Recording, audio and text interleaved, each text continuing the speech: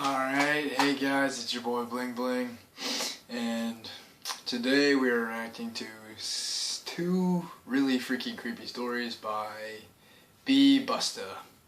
Let's not waste any time, let's get straight to the reaction.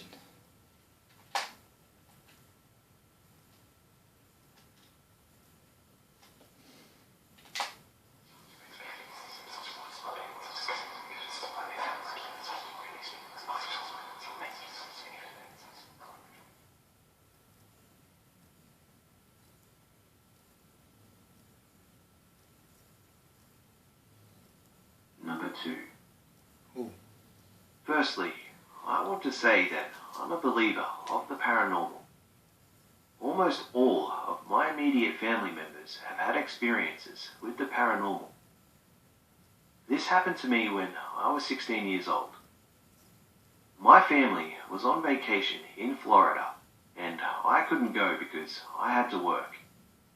I stayed with my aunt for the month of August, and we had a great time. However, I ended up coming down with a nasty fever, so I was bedridden for a week. While I was in bed, something seriously freaky and strange happened to me. Now, before I go on, there's a few things about my aunt's apartment I have to share. My aunt lives with my grandmother, but she was also away with my family.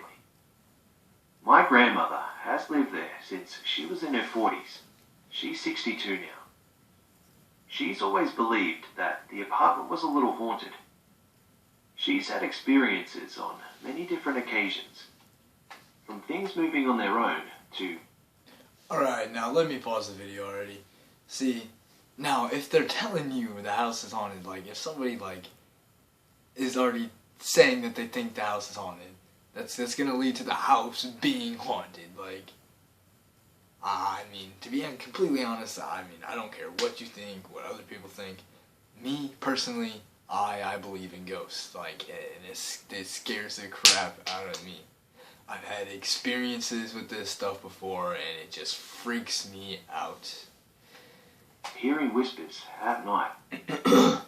My aunt also believes it's haunted, but she has more of a strong belief. Once, when my mother was staying with them, she had this freaky experience. My aunt was returning late from a night of partying. My mum was awake when my aunt entered the room.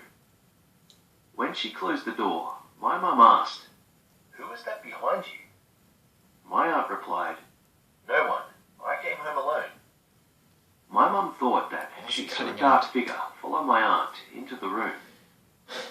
So, when I came down with my fever, I was forced to stay in bed. I had to call in sick to work, and basically, I just watched television all day. The first few nights, I didn't notice anything weird. I was a little bit afraid to sleep alone since my aunt's room was pretty creepy, but her dog Lola, she stayed with me. Even though she provided a little comfort, I was still afraid. And one night, something very strange happened to me. Oh boy. For some reason, that specific night, I couldn't sleep.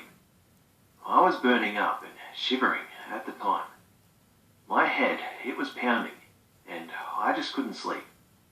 As I lay in the darkness, I noticed Lola shoot up and walk over to the edge of the bed.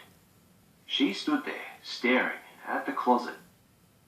I got a little freaked out since animals have better senses than humans. "Lola, get back here," I said to her. She stayed there, still staring at the closet. I tried to shrug off the feeling of fear, but it was still there. Alright, I'm gonna point something out here before we continue. These stories I always listen to, always seem to get me, because they always seem to explain my environment perfectly, because they always, with the creepy closet, I have a creepy closet right over here, and then they say something about a window, which freaks me out the most, because I have, a really shabby window with really crappy blinds that are broken, and it just gets to me sometimes. But, Yeah, like, see, if something was to tap on that window, I probably wouldn't look out there, even if it was somebody messing with me, because it just freaked me out. I'd be like, yeah, screw that. I'm gonna turn the lights off and go upstairs. Then, like, see, if I hear a tap on that window, I'm gone. Like, just these stories always explain my room perfectly, my environment perfectly, and it's just so freaking weird. Closing my eyes, I began to drift off when I felt something touch my face. It was cold and sharp, almost like a nail. I swatted at my face, thinking it was just one of those random itches you get. I started to fall back to sleep when, a few minutes later, I felt it again. Only this time, it began to drag across my cheek. I thought that it was Lola, so Instant I told her chills. to stop. That's when I realized that she was still at the foot of my bed. That cold feeling was still there on my cheek. I stayed still for a few moments before retreating under my covers, like some child. I know it sounds a bit funny now, retelling the story, but I was truly scared. I was home alone and I felt something sharp and icy run across my cheek. It was almost like someone was running their nail on my face. I didn't catch any sleep that night. I wouldn't The either. next morning, I told my aunt about it. When I told her the part about the sharp icy feeling on my cheek, her mouth fell open. She told me a story about how she felt the same thing on one occasion. Only in her story, she woke up with a mark on her face. I don't know what happened. I thought maybe it was just my fever, but I know I felt something. And the fact that my aunt has had a similar experience only fuels my belief that her apartment, and especially her room, is haunted. To this day, I still don't go into her room alone. I wouldn't Number one. either. I live in Alberta and have been working part-time at a synagogue in Calgary for just over 10 years. This happened during my first year working there, but it's always stuck in my mind. The synagogue had recently purchased the building from a church, who purchased it from another church years before. The building was built in the 1950s as a church and is a fairly big building as far as churches go. My shift started at 6 p.m. and I was usually there until 11:30. The night was going as normal and, as usual, I was the last one in the building. I had finished tidying up the kitchen and I was making my last rounds when I heard something downstairs. I live The downstairs. basement was a finished area that was used all the time for religious schools and the In From the Cold program that helps people when they don't have a place to go for the night. I walked down the stairs to the landing.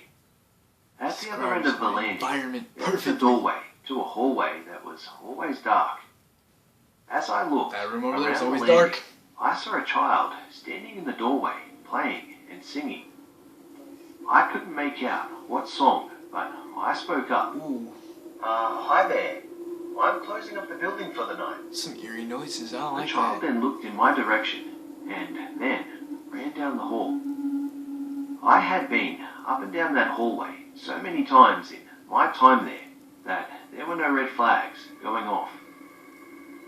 I started to walk down the hallway, calling out, but there was no answer. All I could hear were the giggles from the child. Oh, About halfway down the hallway, I was it expecting curves some off to the left. giggles. So, I figured that the child had run around the corner, and that's why I couldn't see them. But when I got around the corner, I saw a tall figure, and I called out again. Excuse me, I'm closing up the building. The tall figure turned around, and something felt very wrong, and my heart sank. All I could see were the figure's green eyes, and I felt myself get very cold. I broke eye contact and ran the other way, down the hall, through the landing and up the stairs. I left the building through the doors at the top stairs, which were self-locking, and I went straight to my car, not looking back.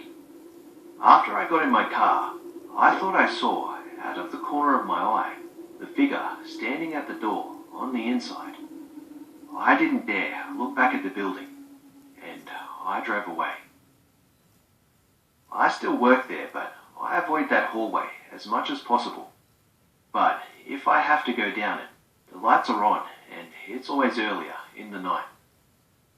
I also make sure that I'm out of the building before 11 p.m. I haven't seen the figure since, and I hope I never do again.